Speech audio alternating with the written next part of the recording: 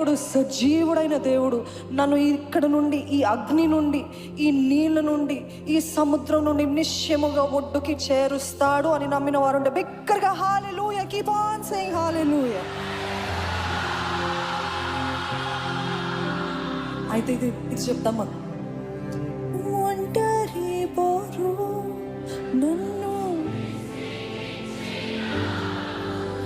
మనుషులెల్లరూ నన్ను తప్పుపట్టిన, ఒంటరి పోరు నన్ను విసిగించిన మనుషులెల్లరూ నన్ను.